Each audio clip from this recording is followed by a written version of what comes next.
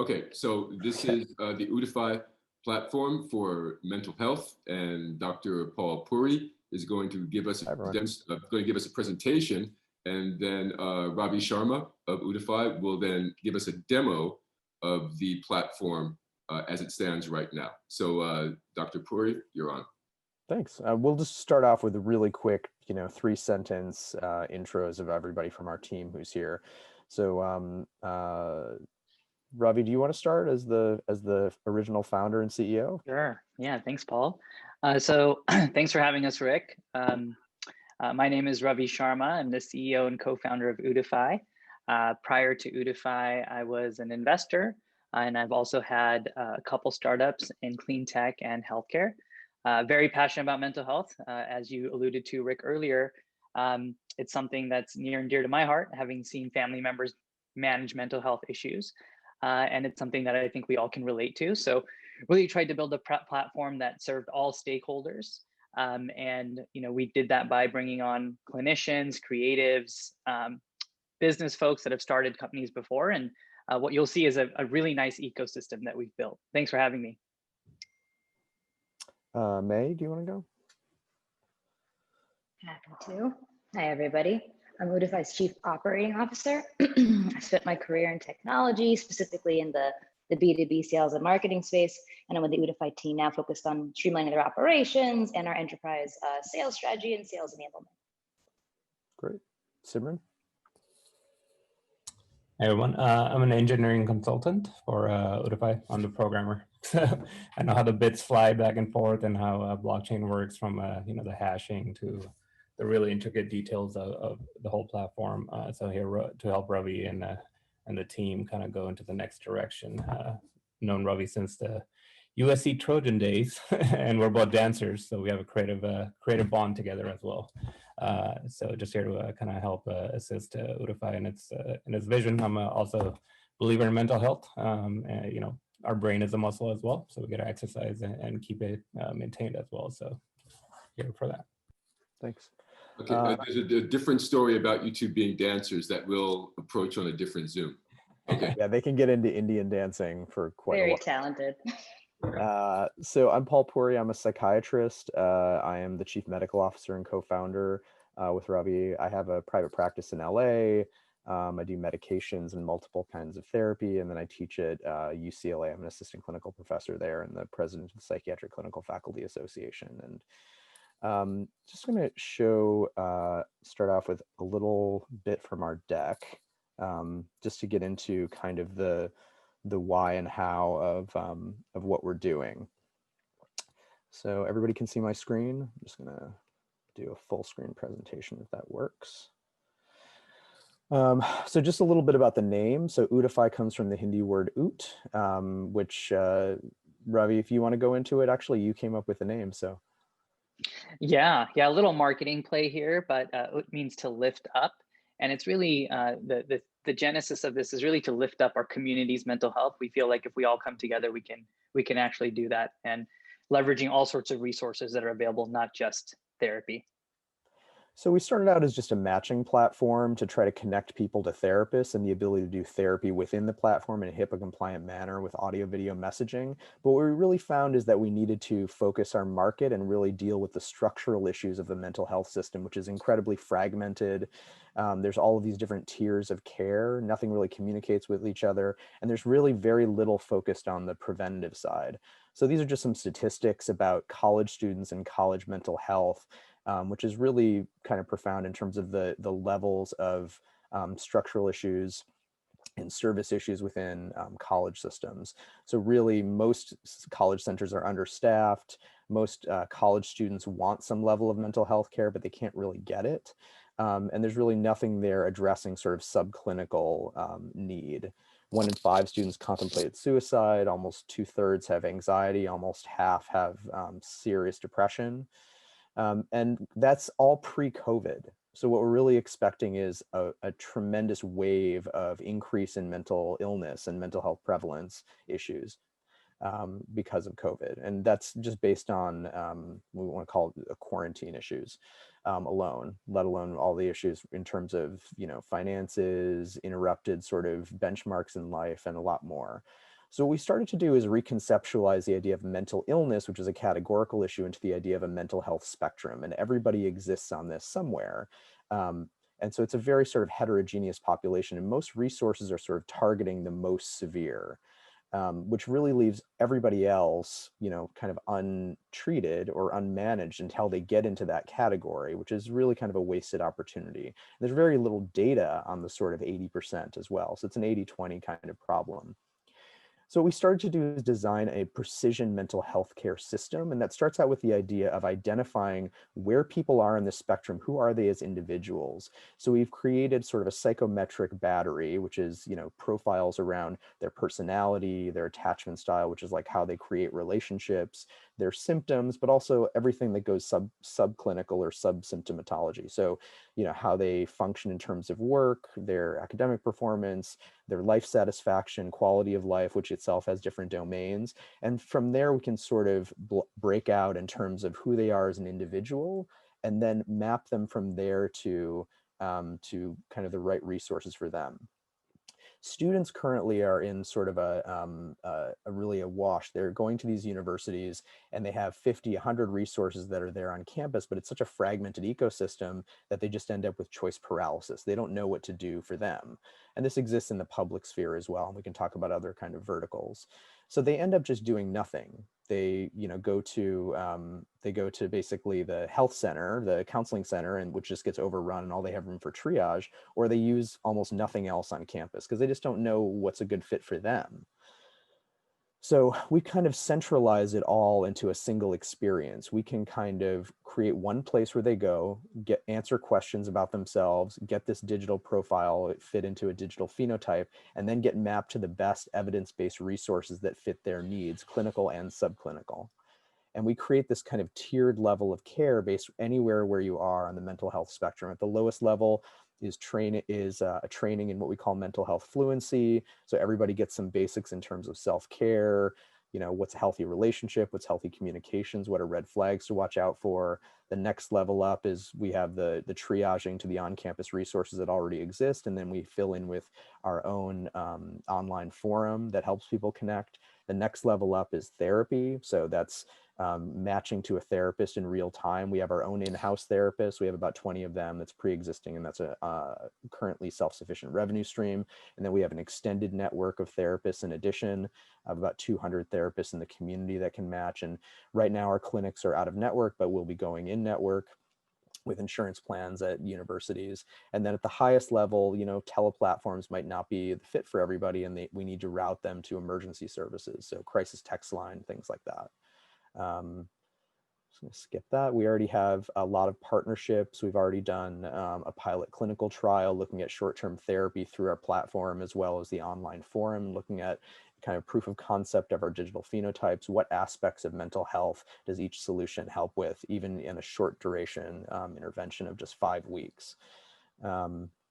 We're able to show a lot of particular differences in terms of the more depressed or anxious you are, the more therapy helps, so that it doesn't help with everything. So for example, social quality of life, it doesn't help with, but online forums, our online forums, which are targeted and focused around improving mental health, it does help with. And then we are designing and building an AI algorithm and ML learning, which Simran can talk about if people have questions, so that the algorithm, even though it's based on the existing published medical research and evidence, can continue to learn and grow from there. We're targeting colleges and universities, as well as trying to give something that insurers will appreciate, because we can sort of decompress the higher cost clinical services by giving more subclinical care as well. Right now we have a double monetization model. One side is we have universities as the clients, which is $10 per student per year is what we charge to the universities for all the student body. And then we also get income from therapy done with our on-staff therapists. In terms of blockchain, so we're looking at a lot of different applications for this, one of which is the next iterations of this, which is we've already sort of locked in the ecosystem, we've created the digital phenotypes, and then how can we reinforce and really create a sense of safety and trust within the ecosystem and be incentivizing it? So the idea of creating a secure user identity within there. Their data is secure in terms of it's being encrypted and managed in there. And then we can start to build from there in terms of students having the option of what they do with their data. So if they want to share it with our AI, we could create a tokenization model, which is our current thinking, to incentivize or basically pay them for sharing their data with our AI or to external sources. They want to share it to a health plan, they want to share it to a genomics company, to a pharma company. They can get paid for that if they choose to use their data for it. But when they share it with us within the ecosystem, that is really benefiting and improving the algorithm, which affects and benefits the community. So it's sort of a self-reinforcing process. And then the students can use those tokens to, let's say, upvote on our online forum good posts, which then people are getting rewarded for doing pro mental health behavior on there, things that help the community, things that help their health, and it becomes a self-reinforcing process. Yeah. Am I going too fast? Everybody doing okay? It sounds good so far. Okay. You know, there's other things that we can look at in terms of smart contracts as we figure out which blockchain application to use. There's other things in terms of medical billing, integrating with EMRs. There's a lot of options with this, and we're just kind of scratching the surface in terms of discussion at this point. Sales and growth strategy, Ravi, do you want to talk about that? Or yeah, sure. Absolutely. Absolutely. Thanks, Paul. Yeah, so currently, as Paul mentioned, our core focus is building the clinic and extended network opportunity that we have. So actually providing the therapy services on the platform.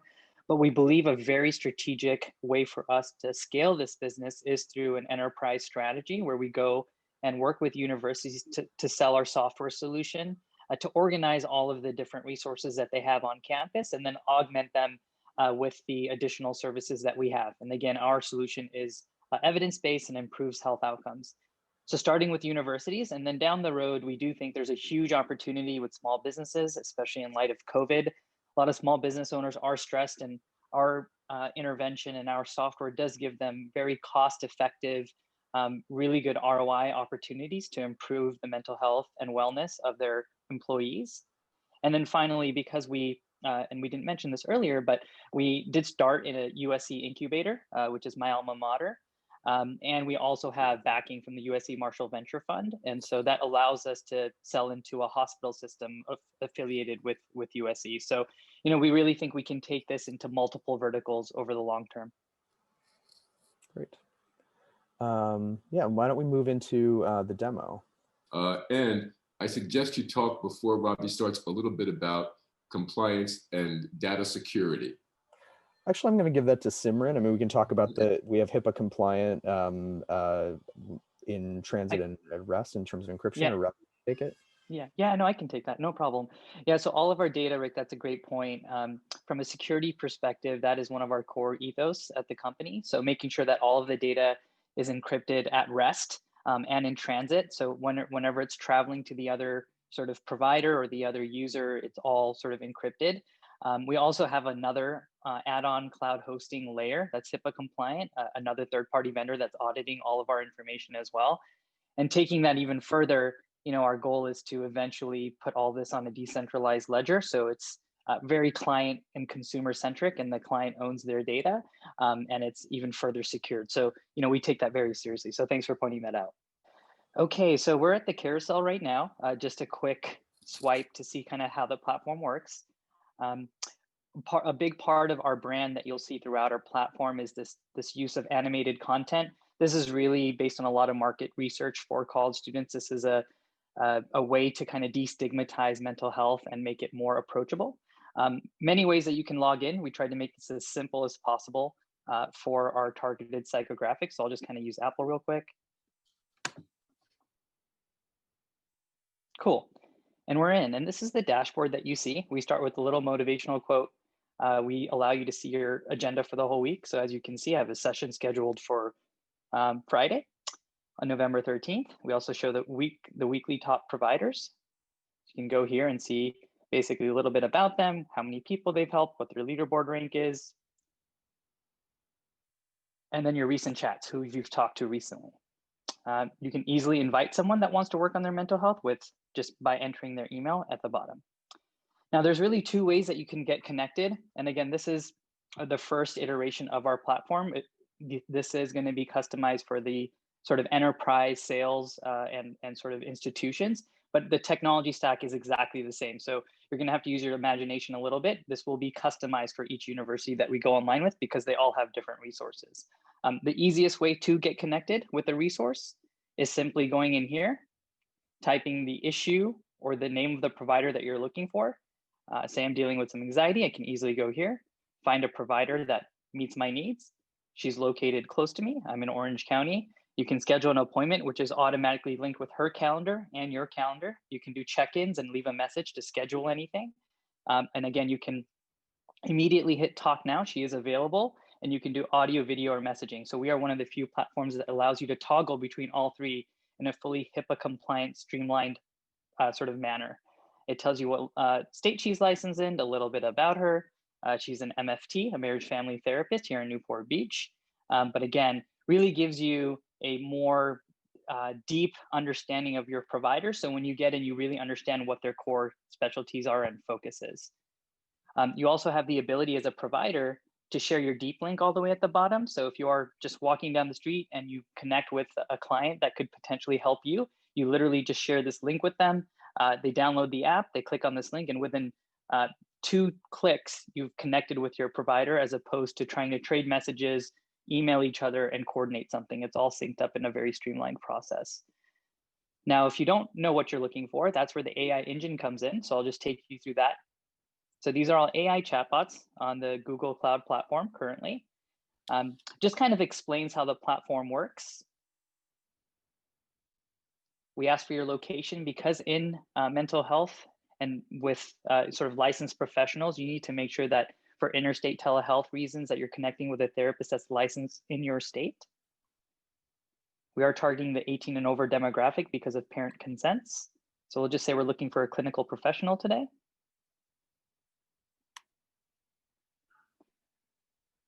A lot of legal disclosures that we need to get through. Now, this is where the AI engine actually starts. So if I click high severity, it'll immediately take me out of the app into a sort of window to connect with 3 external resources. The crisis text line, who we have a partnership with, so you get connected with the crisis counselor in real time. That's absolutely free. Or the suicide hotline, or actually call 911 emergency services. We don't want to, digital health is great for mental health, but if you're severely ill and suicidal, we want to make sure that we do our best to kind of move people into the right levels of and appropriate levels of care. So we'll just say we're low severity. And again, from a brand perspective and from a sort of using animated content to really communicate to the new generation what kind of issues they're dealing with, they're really comfortable with these icons. So we tried to keep that consistent throughout our platform. Makes it a little less daunting to get help. So I'll just say I'm dealing with a romantic issue. It's making me feel confused, anxious. Again, a lot of the verbiage and language that we've used is really for the college demographic. We can kind of go dive deeper, see if we prefer a male or a female.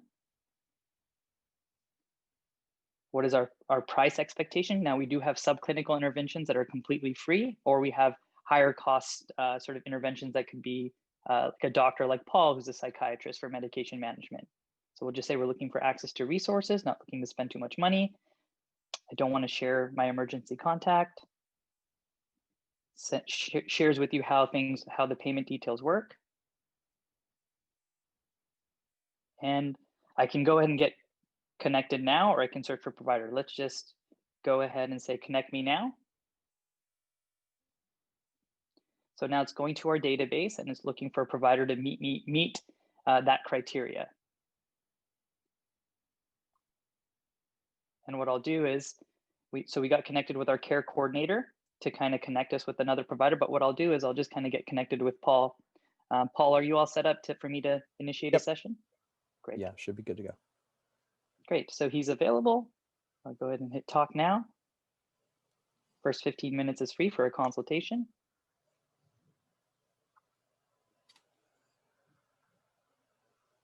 So I'm just hitting Talk now. Ravi sent an offer in terms of how much to pay me. He offered me $0 for this time, and I said okay. So there's the option to sort of negotiate the fee. Yes, exactly. You know, all providers in the mental health space do work on a financial sliding scale. It's part of the amazing work that they do. We do enter into a text modality here, and if we had access to Paul's screen, he'd be able to kind of swipe right and see exactly what I put in the intake process. And so that gives you a sense of what we can do with the psychometric battery of data that we're trying to collect. So a provider doesn't go in blind, they can actually see what the issue is. But we start with the text modality. I'll just kind of switch to video. And again, this is fully HIPAA compliant. Hey, Paul. How are you? Good. Good. That was great. And again, it's the ecosystem that we've built, resources, the telehealth sort of integration. We call this enhanced telehealth because you do get an intake summary, which is still valuable for providers. So again, they're not going in cold. So I'll kind of leave the chat here. Young people have specifically given feedback that they prefer to start in a text modality. They like to engage in that way and establish a level of trust before they move straight to video. They find phone calls even directly to be a little invasive. So there's a generational difference happening.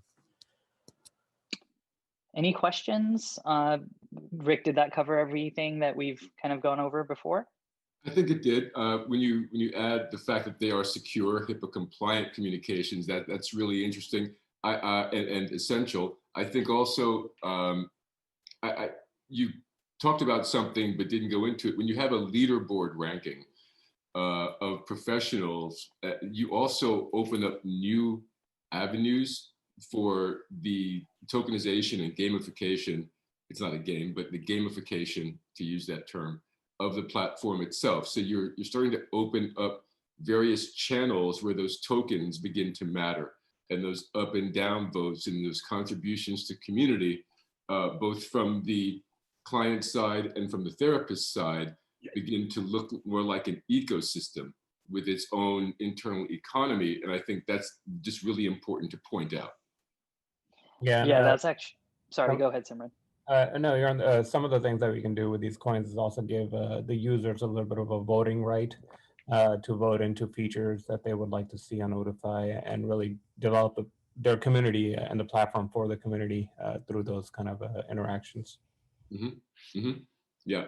Yeah, all those things become possible. I think the very best of, you see, tokenization is all about community. Without community, you don't have the ecosystem. So this is about as engaging as a platform can get, because you are the content, right? One is the content. And as a community, it's about helping the community and uplifting the community. I found it to be one of the more engaging use cases that I've seen when it comes to tokenization, and of course the actual help that it provides. So I'd like to open this up, if it's okay with you guys, for any questions from others that are joining us. Hey guys, wow, what a fantastic platform. Very, very impressive. I've had 8+ years in healthcare IT myself, and I had never seen anything that looks like this. And it was about automating care, and even some telehealth. You mentioned earlier, so what's the next step with regards to, I mean, at the center of this clearly is building social network and even a reputation network for the providers, at least, maybe for the patients too, but that's weird. But the providers can certainly use reputation, and this is a great way to build it with evidence. Is between governance and data tokenization and gamification of objectives and processes. What's your next kind of thing? Where are you looking at taking this from all three, but what's the next thing you're going to do with regards to the tokenization of this? Paul, would you like? Oh, sure. Let me get started, Ravi. Thanks. I think that the next steps are sort of us locking in a specific first university client, though we are talking always about outside verticals beyond universities, but getting in their specific ones. We're in pretty advanced talks with a number of them, including some university systems. Are we okay to talk about it here, Ravi?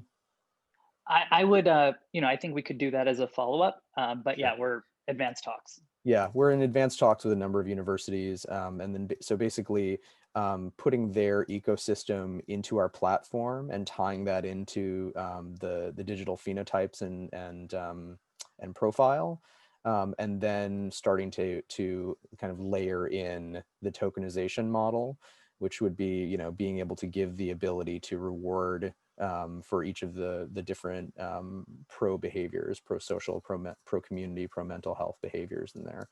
So I think that the tokenization we're earlier in terms of looking at all of the possible use cases and applications for it. I think there's governance aspects. I think there's aspects of rewarding and incentivizing these positive behaviors. But we also need to be in consideration of where this is going to map out long term. Yeah, and I think if I may, Paul, Christian, you hit on an interesting point, right? We can definitely, we have to be sensitive to the client side because of HIPAA, right? Kind of because they are getting care. But we can definitely reward them through the tokenization, to Paul's point. And then for the providers, this is the untapped opportunity as well, where they're dealing with vicarious trauma, helping all their clients. They're constantly building their book of business as independent small business owners at the end of the day. And how do we support them build a sense of community for them, because they feel lonely so many times helping so many other people. So we really want to be, at the heart of our thesis is also not only improving the client experience, but also the provider experience. Providers are the backbone of our community.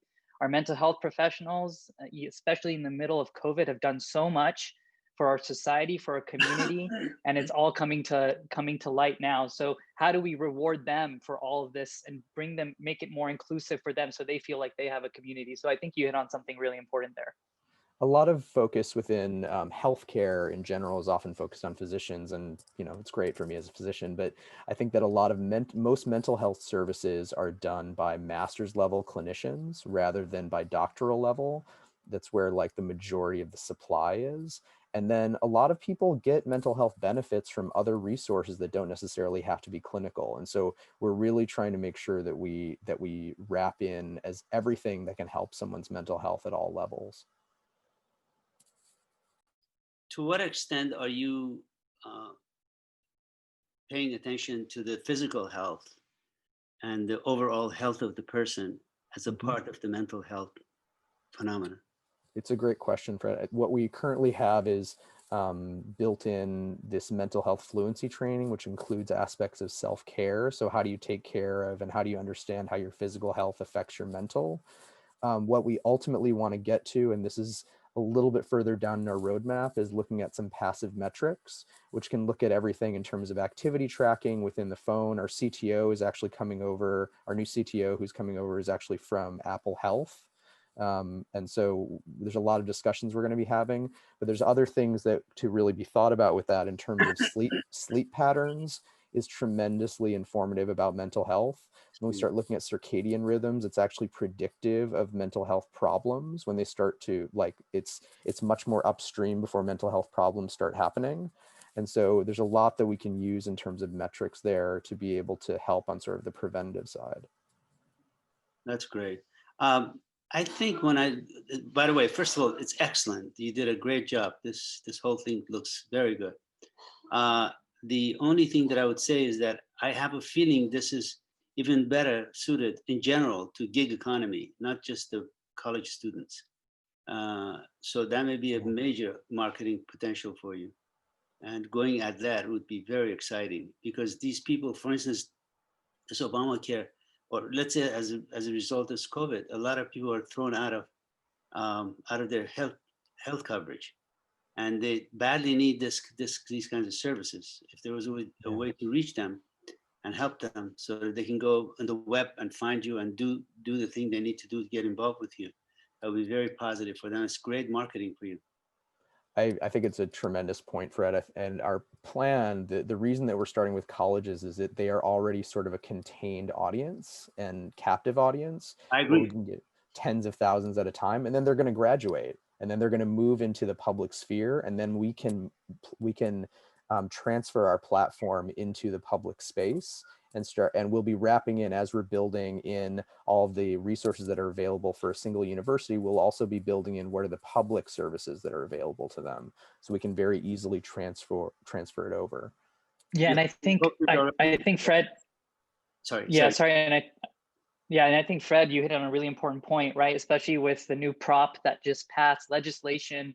You know, Uber and Lyft and a lot of these ride-hailing companies and anybody that's an independent contractor, these companies are really trying to be thoughtful about the benefits that they provide, and this might be a low-cost way to address that exact need. So it's definitely on our radar, and thank you for pointing that out. Sure. Do you have your own tokens already, or is it in the process of being put out? Or we have tokens built in for providers right now, in terms of rewarding them for providing services. But we haven't mapped that out to applications like buying other services within the platform or anything like that yet.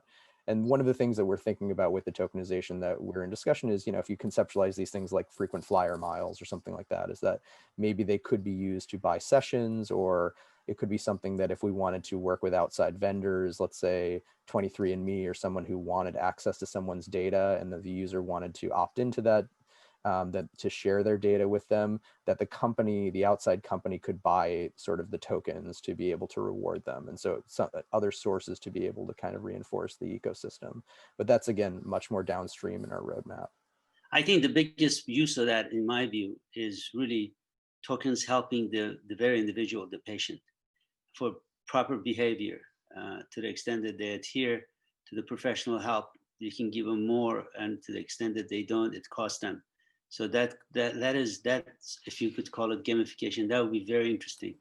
And so that could be very interesting. We are using it in our system and it works. David, sorry. David, you have your hand up? Yeah, I've been trying to get in. So two things. I mean, it's very interesting. I'd like to understand, how is this different from the already crowded space of online mental health therapy? I mean, there are other alternatives, Talkspace, BetterHelp, Regain, 7 Cups of Tea, Demand. What's in terms of the services, how is this differentiating? Ravi, you want to start? Yeah, may I? Yeah, absolutely. So there's a few different things that we're doing, David. So the first is brand. So on brand, we're really trying to focus on a brand that speaks to the college demographic. So we've kind of really focused on that market as our beachhead strategy.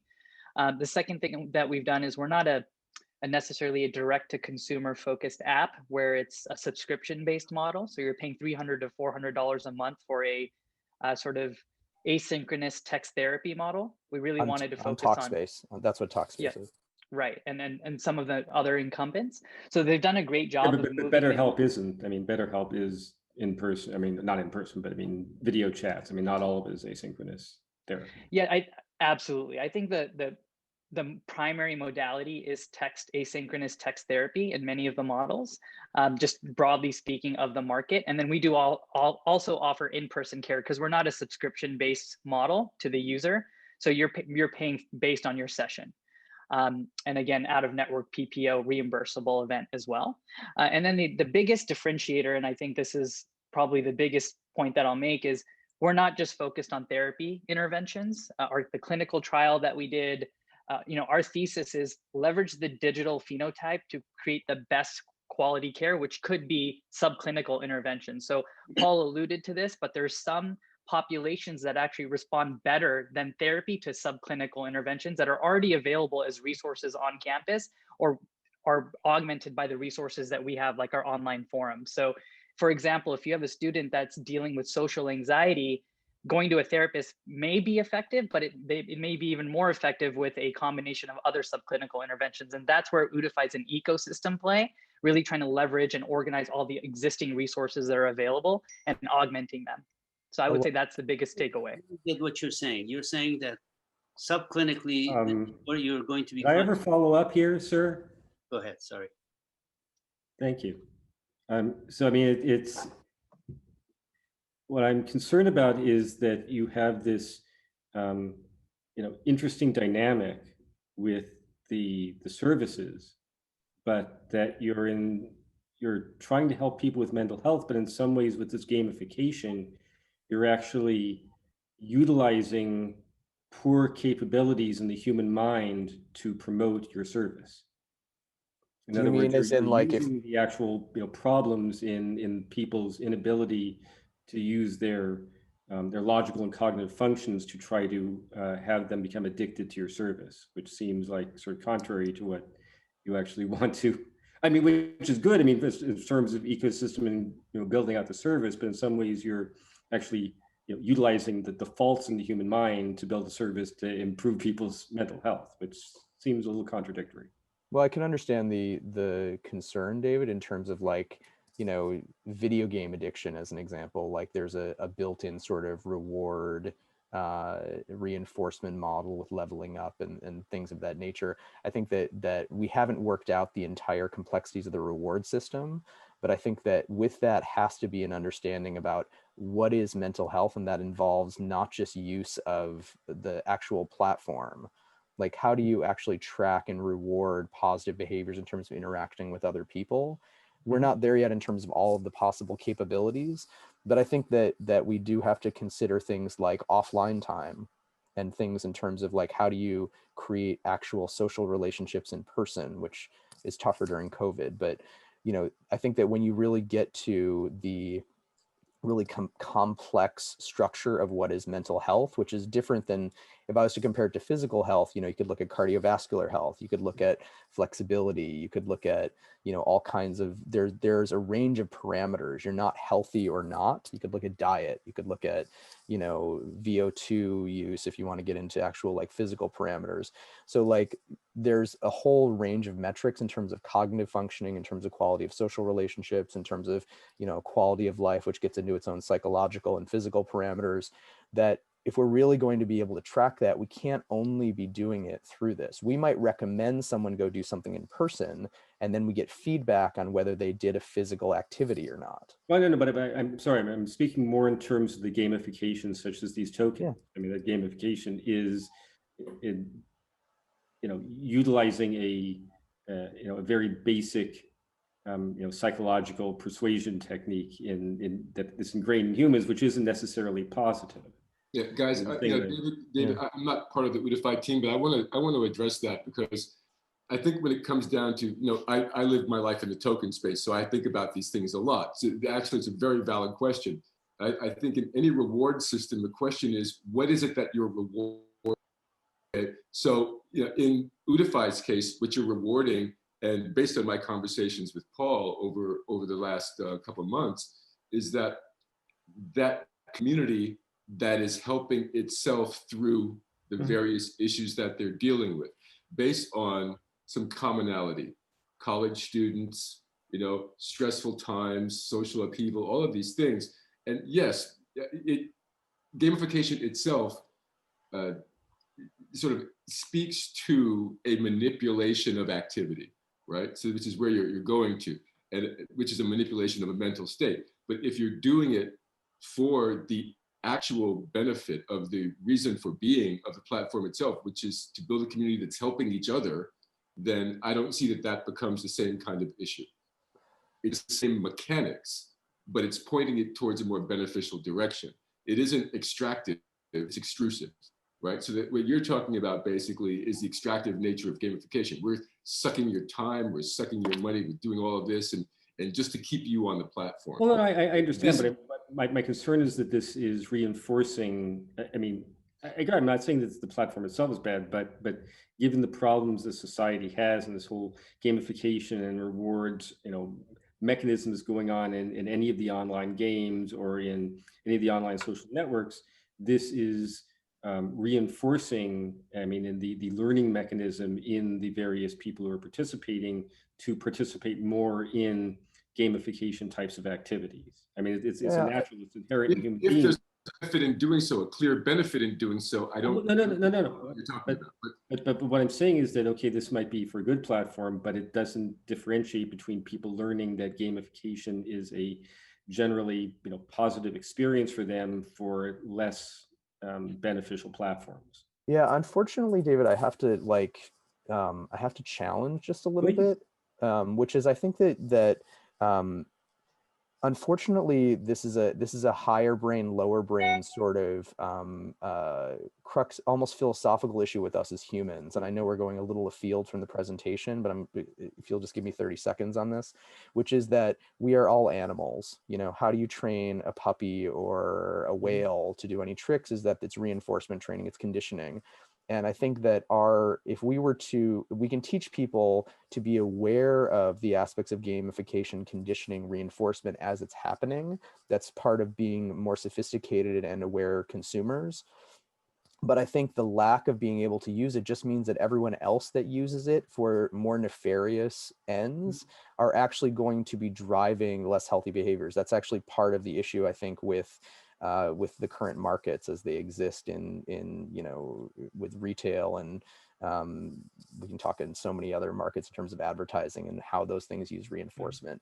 But that I think that it's almost, to quote a very famous psychiatrist, it's like you can't not manipulate. When you're nice to someone, you want them to be nice back to you. That itself is a positive manipulation. You can't not reinforce in some way. And so any engagement in any form is itself a reinforcement. There's no way to undo that. You can train people to be aware of it, and then they have the choice, but there's no way to avoid some level of reinforcement in the process. Okay, thanks. Fred, you had a follow-up question, I think, as well. No, it was a lot of it. Thank you for that discourse, because I agree with what was said in here. The question that I had with business plan was this: are you concentrating on the subclinical and then leading him to the clinical, to the outside clinicians, or you're going to be doing the entire thing and hire all the clinicians? In other words, what is the business model focusing on? The subclinical side, which are easier part of the solution, and then you could do it digitally. Then when it gets to be really difficult or that it needs a specialist, then they could go into your network. Yeah, I can take that. Absolutely, Fred. Great question. So what we've done so far is put together the ecosystem. So we've built the software, and then we've built extended network of providers. So we could scale that up if we need to, all these independent practitioners. And then we've also added therapists on staff as well. So we can control for sort of times where there's a high need. So we can scale that up as well.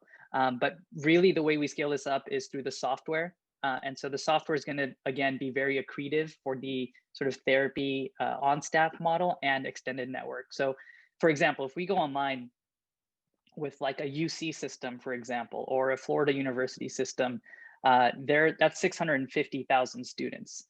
And they are bursting at the seams of how many counselors they need to service their student population. So if we go online, we need to be able to scale up our provider network, and we've been able to do that through this extended network model. So we've really kind of, it really feeds, the software feeds the actual clinical services model. Thank you. Christian has a question as well, I believe. Hey, on the integration side, there's like kind of two spaces that I'm like, oh my gosh, this feels a need, right? One is communication with the patient or the end user. This is always hard. So you have that in your app. Are you looking at integrating with other systems? And maybe the two obvious one would be some sort of EMR or medical records at the clinics, whatever is most in use by your clients. And the other one would be at the end user, all the biometric apps and devices now. You can get, the pulse, you can get the activity. There's device now that monitor, for example, medication, hey, don't forget to take your pill. It's noon, take your thing. So is this an area where you're going into with your own app? Are you looking at integrating with other apps, or how do you touch the other players in the space around you? Yeah, that's a great question, and I'll take it. And Simran, Paul, feel free to chime in if I miss anything. This is what gets us really excited, Christian. The ability to augment not just practice management software, which has basic notes and all those types of things that you would expect with practice management software, but how do we use the AI chatbots to recommend certain modalities, right? So there's 400 different types of therapies, which Paul can attest to. I think he's trained in 7 of them fluently, but being able to kind of say, hey, CBT will work really well combined with DBT here, or hypnosis may work, or art therapy in combination with this will work with this type of digital phenotype. And it's just based on third-party research, but also the data that we have. So we want to get very sophisticated there with as far as practice, sort of practice management software, but also using AI to improve health outcomes. And then as far as hardware, again, Paul alluded to this. We're bringing on someone from Apple who's a lead engineer, who's going to be our CTO, but biomarkers, to Paul's point earlier, being able to incorporate that data. I have family members that suffer with mental illness, and sleep is probably one of the most important things to manage your mental health. And so if you can get that type of data and share that with your provider to really give them that data point, oh my God, it can have a really significant impact on the quality of care. And we've even geeked out about things way down the road, but imagine a world in which you could do therapy from a very peaceful place with your VR headset, right? I mean, the options here are endless. And again, that's way far in our roadmap, but these are things that we talk about every day at the company. Yeah, from the engineering perspective, we're really focused on creating an extensible modular system, right? So we will start with what's happening right now, and it's the conversations between the patient and the therapist. That's our control set. But because it's modular, we can easily plug in biometrics. We can plug in other things. Hey, can we look at your Facebook feed for a week? See how you're feeling. If you opt into that, those kind of metrics start kind of flowing in. Surveys at the end of the week. So it's a very modular system that we're building from an AI perspective. Just one note on blockchain, gamification is down the road for us. Our immediate focus is to build trust in the whole system. And that will start with taking what we have as far as how the patient's talking to the therapist and putting that in a ledger and securing that in a digital wallet for the users. And really gamification is down the road to see if the users have trust in the system. If they do, then they opt into that. Do you guys wanna, guys and girls, do you want to go into this route? And that's where the voting and governance kind of kicks in. So the phased approach is always to build trust in the system first. I want to just address something that was kind of glossed over when I spoke about data and security, which was the opt-in feature. Again, a little bit down the line in the roadmap, but with third-party attachments, right? So it's really important not only to have secure data, but to have permissioned data. And I think that where OOTify is going with that is the ability of the user, for the client, to say yes, I'll share this portion of my profile or whatever is in the AI with Merck, let's say, or with Sanofi or whomever, or insurance company, and then thereby managing how their data is used, because OOTify is not sharing data with anyone, period, right? So, but there is an opt-in category for users to tap into, which then goes back into the token environment. So it isn't only all gamification, it's actually data control as well. And it may just stay there. I don't know, you guys will be the arbiters of that at the end of the day, but there are very many ways it can go. And I actually trust the guys to say if it's getting too deep into the weeds in terms of people are using this as some sort of game instead of some kind of for themselves, then I'm sure controls will be monitored and looked at and deployed. But it's more about, to me, the important thing is every application in the token space has to have some kind of level of personal sovereignty, right? That has to have some kind of control over who has what of you. And if you decide to give somebody some of you, then of course you need to be compensated for that. And that's a really important piece of any blockchain platform or tokenized platform moving forward.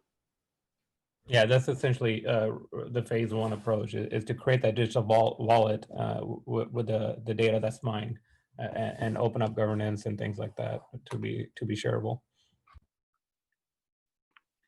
Okay, so Josephine, we haven't heard from you, and you're way too smart to not have a question. I know that. So, what are you thinking about all this?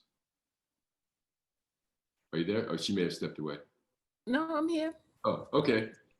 You put me Talk on to the us spot from now. Dubai, please. Yes. No, I mean, the tool is clearly excellent. Just a bit of background, not everyone on the call knows me, but I'm based in Dubai, but my focus is work in Africa. I'm originally from Uganda, lived all over the world, but all the sort of startups and work that I'm doing is focused in on Africa. Mental health is very close and personal to me. And it's something, when I see a tool like this, sort of the excitement that it's a phenomenal tool, but the frustration that we are so far away in terms of being able to exploit a tool like this, because you need the ecosystem, you need the psychiatrists, you need a certain minimum level of ecosystem. And to give that context, the World Health Organization, there's about 66 million women in Africa alone who have depression, and 85% of them have no access to any kind of support at all. Psychiatrists, Uganda, with a population of 42 million, we have one hospital that's dedicated to psychiatry. And so, when I see a tool like this and the ecosystem around it, and get your doctor and where you live and all of that, and then I think about where we are in most parts of sub-Saharan Africa in relation to, we have mental health issues, but where do you get the support? There is such a gap.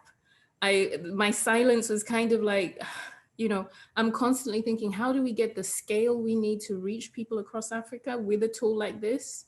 But how do you simplify and get just the basics to get people access to this? I shared some of the stuff with some of my doctor friends in Uganda. We've been discussing back and forth and sort of brainstorming around this, like how do we get a semblance of this? Because right now there's a lot of phenomenal groups that are trying to address the problem. It's a lot of sort of peer group type training, but you don't scale like that. You don't get to a lot of people over time like that. So this is just sort of provoking my thinking and challenging me. How do you take something like this to parts of the world where the ecosystem is already very weak, and you need a minimum ecosystem to be able to exploit this technology fully? So yeah, I'll stop talking now. So I'm in thinking mode.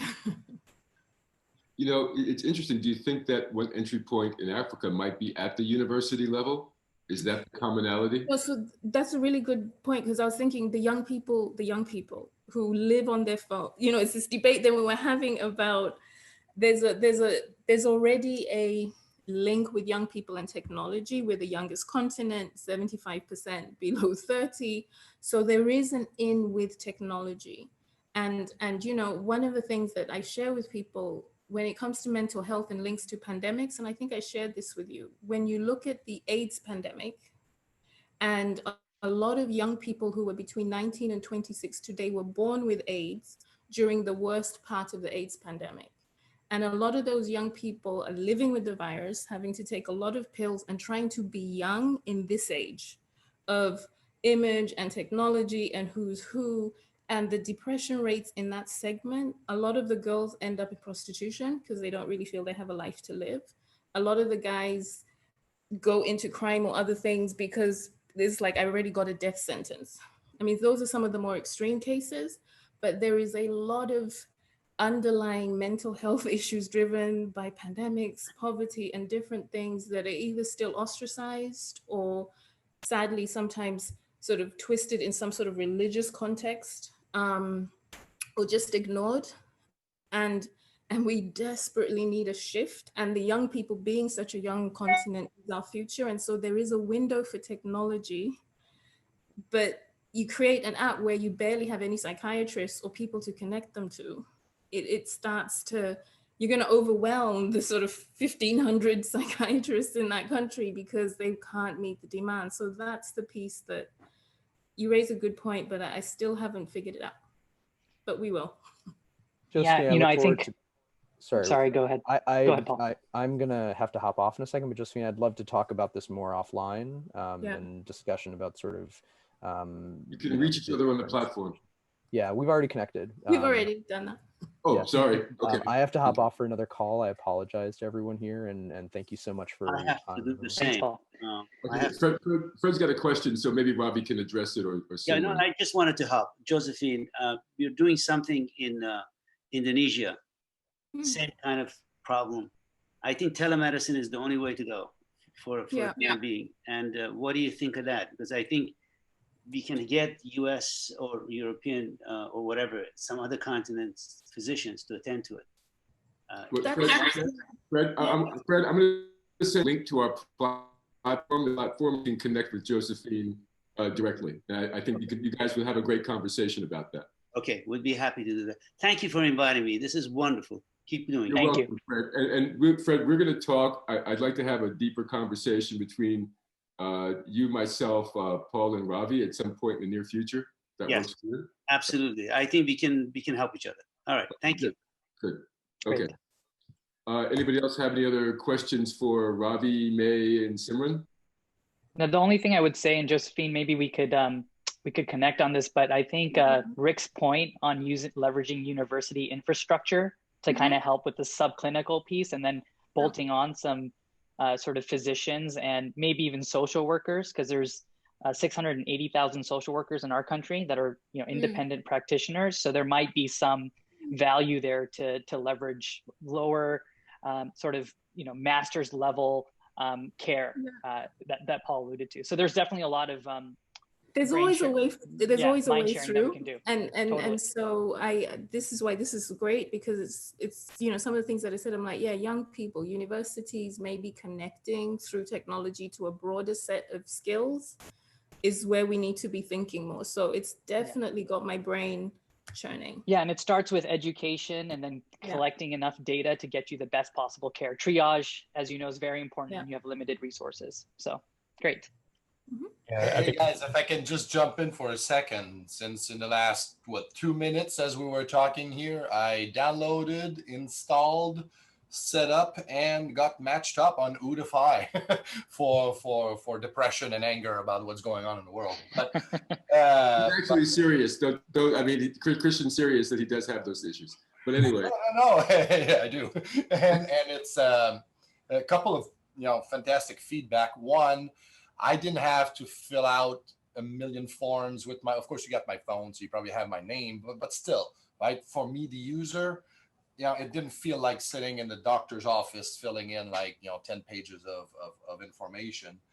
And it was quick. It got me to what I wanted within minutes by half paying attention to it. So kudos. Thank you, Christian. That means a lot. Experience, it works. Thank you, Simran, for all the engineering behind that. I just wanted to add on to the how do we get to the people that we can't get to. I think government plays a really important play in that, and I'm really encouraged by Singapore. They've created a digital wallet for their people where the government also is empowering people to take care of their mental health. So I think eventually down the road, this becomes a really nice tool for them and a use case for them to look at how we can do it from a digital health and mental health perspective. And I would encourage, like Singapore is a great use case of people just doing jumping jacks once a day and getting a few coins to improve their health. So that's down the road, something that we can also approach. I think that might be our close. Anybody else have anything to add? Well, let me just say this. May, Ravi, Simran, thanks very much for sharing this with us, with the community. Thank you. We will be posting this. Hopefully some great conversations will come out of it. We already know that there will be a couple of them anyway. I learned a lot too. Every time I speak with you guys, I learn something. So thank you. Awesome. Thank you, Rick. Thank you, Rick, for organizing it. This was, thanks, May. Absolutely. Thanks, Christian. A good day or evening, depending on where you are. Cheers. Cheers, everyone. Thanks. Thanks so much, guys. Bye.